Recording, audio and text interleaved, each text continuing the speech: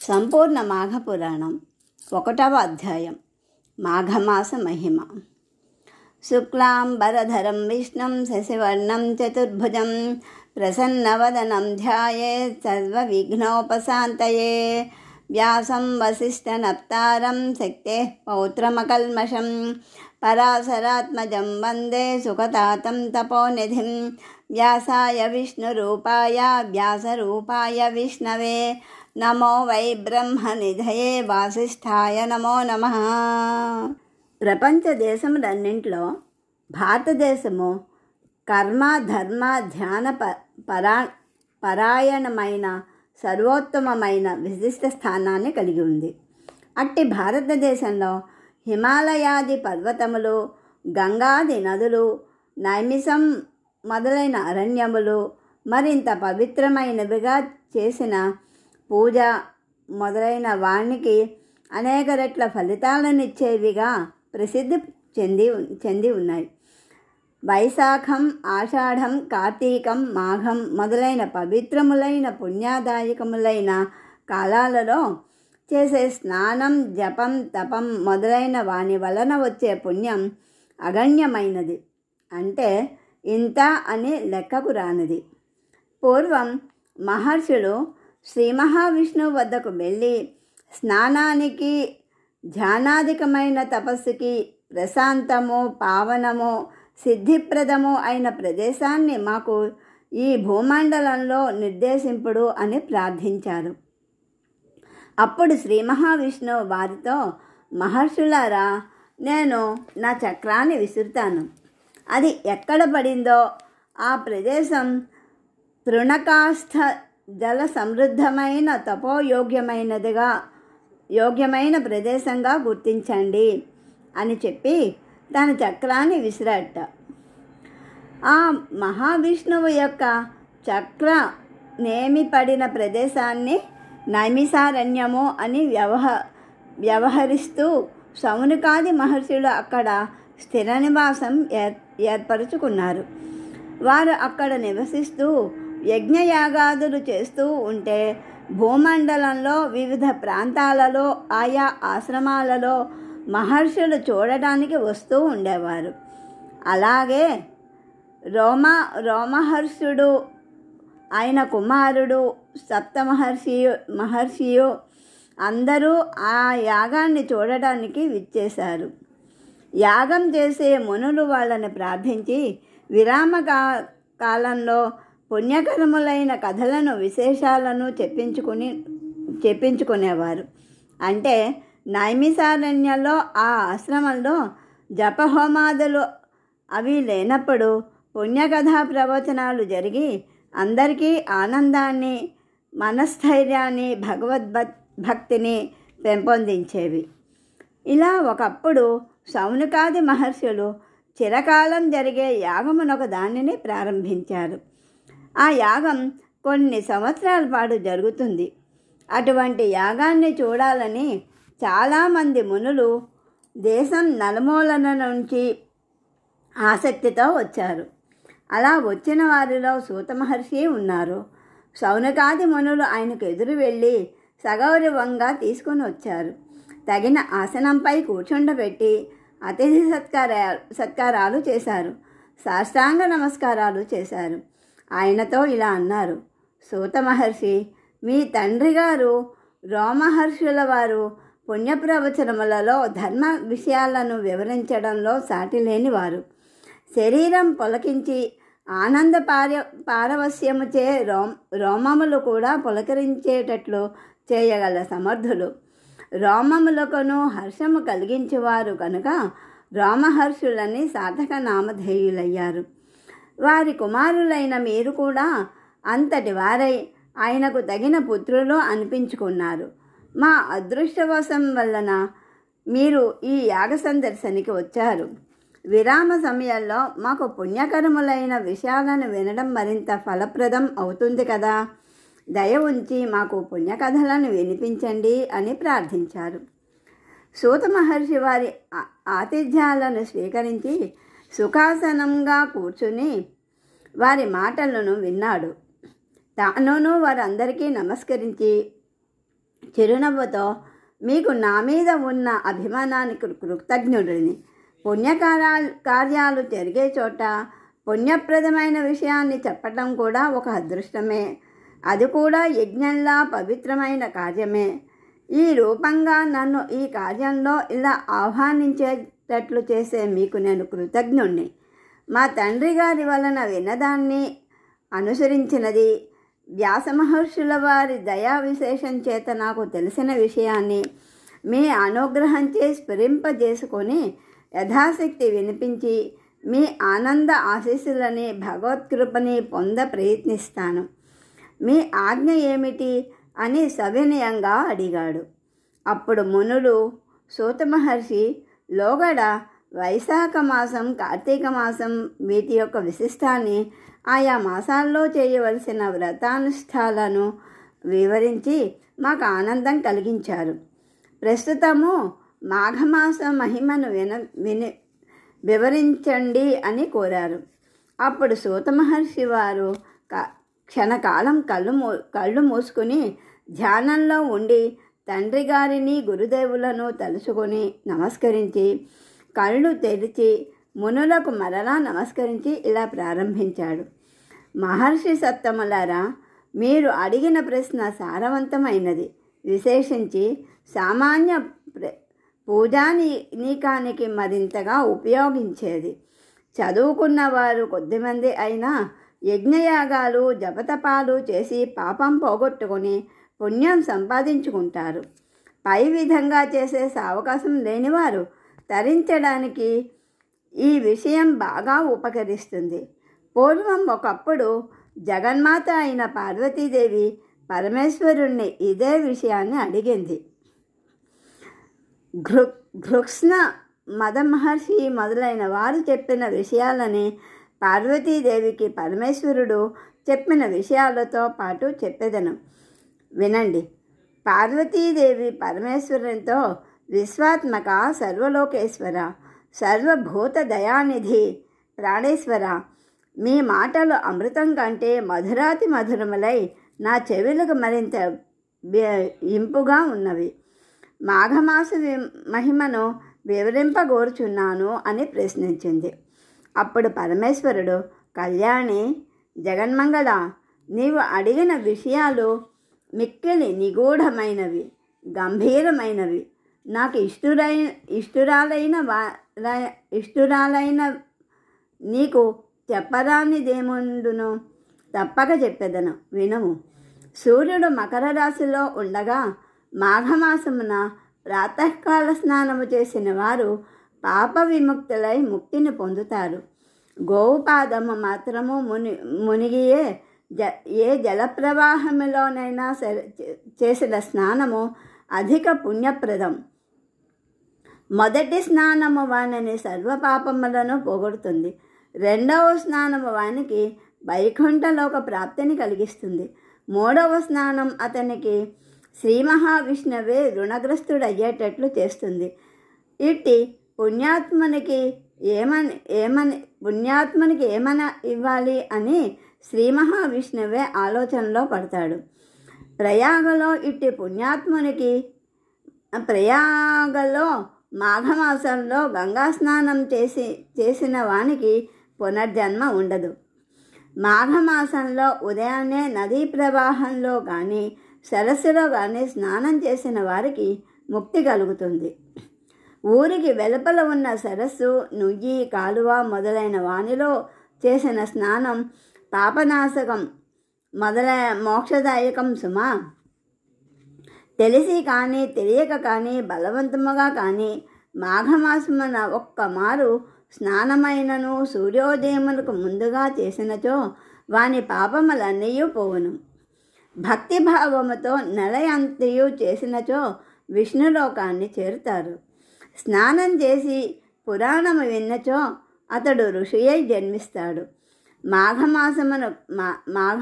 స్నానమును మాని విష్ణువును అర్చించక, దానము చేయక, పురాణమును వినక మాఘమాసమును గడిపిన వానికి మనోవాక్కాయ సంబంధములైన పాపములు ఎట్లు పోతాయి? అతడు భయంకరమైన కుంభీపాక నరకమున బాధలు పడతాడు. మదగర్భము చేత మాఘస్నానము మానిన అధముడు నీచ జన్మలను పలుమార్లు పొందుతాడు. చలికి భయపడి స్నానము చేయని వారిని చూడరాదు. అట్టి వారిని చూచిన పాపము పోవలనన్నా సూర్యుని చూచి నమస్కరించుకోవాలి. ప్రాతకాల స్నానము చెయ్యని వారు పెక్కుమార్లు నీతి జన్మలు అందురు సుమా. దరిద్రులైన వారు బాలురైనను ప్రాతకాల స్నానము చేసిన శ్రీ మహావిష్ణువు దయను పొందుతారు. చిన్నపిల్లలు, అశక్తులైన వృద్ధులు హరినామస్మరణ చేయుచు ముమ్మారు జలబిందువులను శరీరంపై చిలకరించుకొన్నను పుణ్యమే. నీచుడైనను మాఘస్నానము చేసిన పాపములను వీడి పుణ్యాత్ముడవుతాడు. ఎట్టి పాపకర్మములు ఆచరించిన వాడైనను మాఘమాస ప్రాతకాలమున మా యందు స్నానమాడినచో వాని పాపములు మేము నశింపచేయుదుము అని జలములు ఘోషించుచున్నాయి. మాఘస్నానము చేసిన వానికి సంసార భయము లేదు. ఆడంబరము కొరకు కానీ భయముచే కానీ బలవంతముగా కానీ మాఘస్నానము చేసిన వాడు పాప విముక్తుడవుతాడు, పుణ్యాత్ముడవుతాడు. అసక్తుడు తాను మాఘస్నానము చేయకపోయినచో స్నానము చేసిన వానికి దక్షిణ ఇచ్చి వాని నుండి స్నానఫలమును పొందవచ్చును. మాఘస్నానము చేసి చలికి ఆగలేని వారు శ్రీహరిని స్మరించుచు మంట యొద్ద చలి కాగవచ్చును. ఈ మాసము నిరుపేదలకు వస్త్రదానము కానీ కంబళములు దానము కానీ చేసిన స్నాన ఫలితము నంది పుణ్యవంతులవుతారు. బలవంతముగా స్నానము చేసిన చేయించిన వానికి పుణ్యము కలుగుతుంది. ఈ స్నానమును అన్ని వర్ణముల వారు చెయ్యాలి. మాఘస్నానము చేయు వారిని నిందించినను పరిహసించినను నివారించినను మహాపాపాలు కలుగుతాయి. పార్వతి, మాఘస్నానము సద్యోముక్తిప్రదము, దానికి సాటి లేదు. శక్తి లేని వారు కాళ్ళు చేతులు కడుక్కొని ఆచమానం చేసి పురాణమును విన్నను వారికి స్నాన ఫలితము కలుగుతుంది. అన్ని మాసాలలో మాఘమాసము ఉత్తమము. శ్రీహరి దేవతలందరిలో ఉత్తముడు. వృక్షములలో వృక్షము ఉత్తమము. తేజస్వతులందరిలో సూర్యుడు ఉత్తమము. శాస్త్రములన్నింటిలో వేదోత్తములు. కావున మాఘమాస స్నానం చేయువారిని నిందించినను నివారించినను మహాపాపాలు కలుగుతాయి. 4 వర్ణముల వారిలో బ్రాహ్మణోత్తముడు. పర్వతములలో మేరు పర్వతము ఉత్తమము. 4 వర్ణములలో బ్రాహ్మణుడు, పర్వతములలో మేరు పర్వతము ఉత్తమము. కావున మాఘమాస స్నానం అంతయు పుణ్యప్రదము సుమా. దిలీపుడు అనే మహారాజు పెక్కు యాగములను చేసిన పుణ్యాత్ముడు, ఉత్తముడైన ప్రజాపాలకుడు. ఇతడు ఒకనాడు వేటకు వెళ్ళాడు. అనేక మృగాలను వేటాడి అలసిపోయాడు. మనోహరమైన సరస్సును ఒకదానిని చూచి అతడు కొంతకాలము విశ్రమించి తన నగరమునకు ప్రయాణమయ్యాడు. అప్పుడు వృద్ధ బ్రాహ్మణుడు ఒకనాడు ఆ మహారాజునకు కనిపించాడు. రాజు వానికి నమస్కరించి ఆశీస్సులను పొందాడు. ఆ బ్రాహ్మణుడు, మహారాజా, పరమ పవిత్రమైన మాఘమాసమున ఈ సరస్సున స్నానము చేయకుండా పోచున్నావేమి? మాఘమాసమున చేయు నదీ స్నానమునకు కానీ సరస్నానమునకు కానీ మిక్కిలి పుణ్యమునిచ్చునని ఎరగవా అని ప్రశ్నించాడు. రాజు మాఘస్నాన మహిమను చెప్పుడని కోరగా అతడు, రాజా, నీవిప్పుడు సరస్సున తప్పక స్నానము చేసి పొమ్ము. మాఘస్నాన మహిమను మీ గురువగు వశిష్ఠ మహర్షి వలన తెలుసుకొనుము అని చెప్పి తన దారిని తను పోయాడు. దిలీప మహారాజు మాఘమాస స్నాన మహిమ తెలుసుకొనవలనని తమ కులగురువైన వశిష్ఠ మహర్షి ఆశ్రమానికి వెళ్ళాడు. గురువును దర్శించి నమస్కరించి మాఘస్నాన మహిమను తెలుపమని కోరాడు. వశిష్ఠ మహర్షి దిలీపుని ఆశీర్వదించి ఇట్లన్నాడు, నాయనా దిలీప, నీ కోరిక విశిష్టమైనది. మాఘమాసము చాలా విశిష్టత కలిగినది. మాఘమాసము శివకేశవ ప్రీతికరమైనది. ఆ నెలలో చేసిన పుణ్యకార్యములో ఇతర దినములలో చేసిన పుణ్యకార్యముల కంటే ఎక్కువ పుణ్యాన్ని ఇస్తుంది. మాఘమాసమున ప్రాతకాలమున చేసిన స్నానమే సర్వ పాపాలను పోగొట్టి అక్షయములైన పుణ్యఫలములను ఇస్తుంది. స్నానమే ఇంత అధికమైన పుణ్యఫలమునిచ్చునో పూజ పురాణ శ్రవణముల వలన ఎంతటి పుణ్యఫలముండునో ఊహించుకో. మాఘస్నానము వలన సర్వ దుఃఖములు పోగొట్టుకుని శుభలాభములను పొందిన కొందరి వృత్తాంతములను వివరిస్తాను. దీనిని బట్టి మాఘమాస వైశిష్ట్యమును తెలుసుకొని యత్నింపుము. పూర్వం ఒకప్పుడు భయంకరమైన క్షామము, అంటే వానలు లేకపోవట, పంటలు పండకపోవట మొదలైన లక్షణములు గల కరువు వింధ్య హిమాచల పర్వతముల మధ్య ఉన్న భూమిలో కలిగింది. దానివలన సామాన్య జనులు, ప్రభువులు, మునులు, మహర్షులు, పశువులు, పక్షులు, సర్వప్రాణులు మిక్కిలి బాధపడినవి. అట్టి వారిలో భృగు మహర్షి ఒకడు. అతడును ఆ ప్రాంతమును విడుచుటకు ఇష్టము లేకున్నాను కైలాస పర్వత ప్రాంతము కడుకు చేరి తనకు నచ్చిన ప్రదేశమునందు ఆశ్రమమును నిర్మించుకొని తపమాచరించుకొనుచుండేవాడు. పవిత్రము మనోహరము అయిన ఆ దివ్య ప్రదేశమునకు గంధర్వులు, యక్షులు, కిన్నెరలు మొదలగు దేవజాతుల వారును వచ్చుచుండిరి. అతడ విహరించి ఉత్సాహమును పొందుచుండిరి. ఒకనాడు గంధర్వుడొకడు భార్యాసమేతుడే ఆ ప్రదేశానికి వచ్చాడు. అతడు భృగు మహర్షికి నమస్కరించాడు. అతని శరీరము మిక్కిలి సుందరమైన, గంభీరమైన, మనోహరమైన, విచిత్రమై ఉన్నది.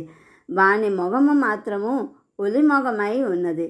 అందువలన అతడు ఎంత చక్కగా ఉన్ననో పులిముఖము వలన విచిత్రముగా భయంకరమై ఉన్నాడు. అతడు భృగు మహర్షిగా నమస్కరించిన తరువాత మునీశ్వర, నాకు భోగభాగ్యములున్నవి. ఈ నా భార్యను చూచుతిరి కదా, ఈమె సౌందర్యము గుణసంపద నిరుపమానములు. నేను గంధర్వుడను. మానవుల కంటే దివ్యశక్తులు కొన్ని ఉన్నాయి. కానీ భయంకర వికారమైన ఈ పులిమొగం నాకు బాధాకరముగా ఉన్నది. దీనిని పోగొట్టుకొనుట ఎట్లో తెలియరాకున్నది. ఈ వికారము గల నాకు గొప్ప సుఖములు, భోగములు నన్ను సంతోషపరచటం లేదు. దయ ఉంచి నాకు ఈ వికార రూపమును ఉపాయము చెప్పండి అని ప్రార్థించాడు. భృగు మహర్షికి గంధర్వుని పరిస్థితికి జాలి కలిగింది. వానికి సాయపడవలను అని అనుకున్నాడు. నాయన, పురాకృత కర్మము ఎవరినీ విడవదు. గత జన్మలో చేసిన పాపము వలన నీకు ఈ స్థితి కలిగింది. పాపము, దురదృష్టము, పేదరికము ఇవి మూడును జీవిని బాధిస్తాయి. ఇట్టి వాణిని పోగొట్టుకొని శుభలాభము పొందవలనన్న పుణ్యనదుల యందు స్నానము, పవిత్రములైన దేవపూజ చేసుకోవలను. ఇట్టి వాణిని పవిత్ర కాలమున చేసినచో సజ్జఫలము కలుగును. కాలమంతయు మంచిదే అయినను మాఘమాసము విశిష్టమైనది. ఈ నెలలో చేసిన స్నానము, పూజ, జపము, తపము జీవికి గల పాపమును పోగొట్టి శుభమును వెంటనే కలిగించును. అన్ని పుణ్యతపములు జీవికి గల అన్ని పుణ్యనదులలో స్నానాధికము చేసినచో వచ్చు ఫలితము మాఘమాసములో నదిలో కానీ, సముద్రములో కానీ, కాలువలో కానీ, సెలయేరులో కానీ ఏ స్వల్ప జల ప్రవాహమైనను అందు స్నానము చేసినచో వచ్చును. అనగా మాఘస్నానము ఏ ప్రవాహమున చేసినను సర్వతీర్థముల యందు చేసిన పుణ్యము ఇచ్చినంత గొప్పది. ఏ జాతి వారికైనను అనంత పుణ్యమునిచ్చును. నీ అదృష్టము వశమున ఇది మాఘమాస ప్రారంభము. కావున నీ భార్యతో పాటు ప్రతిదినము ప్రాతకాలమున మాఘస్నానము, ఇష్టాదేవతా పూజను అతడు ఉన్న నదిలో చేయుము అని భృగు మహర్షి ఆ గంధర్వునకు చెప్పాడు. ఆ గంధర్వుడు ముని చెప్పినట్లుగా అతడు నదిలో మాఘస్నానమును తీరమున ఇష్టదేవతా పూజను విడవక మాఘమాసమంతయు చేశాడు. ఆ పుణ్యవశమున వాని పులముఖము పోయి వానికి సుందరమైన ముఖము వచ్చింది. గంధర్వుడును ఆశ్చర్యపడి మాఘమాస మహిమను కీర్తించుచు కృతజ్ఞుడై మునికి భార్యతో పాటు నమస్కరించాడు. అతని ఆశీర్వాదములు పొంది తన భార్యతో పాటు తన లోకానికి వెళ్ళాడు. దిలీప మహారాజా, మాఘస్నాన మహిమను గమనించితివా? మరొక కథను చెప్పుదును వినమని వశిష్ఠుడు మరలా ఈ విధముగా చెప్పాడు. ఇది మాఘపురాణమునందలి ప్రథమ అధ్యాయము సంపూర్ణము. ఓం నమో భగవతే వాసుదేవాయ.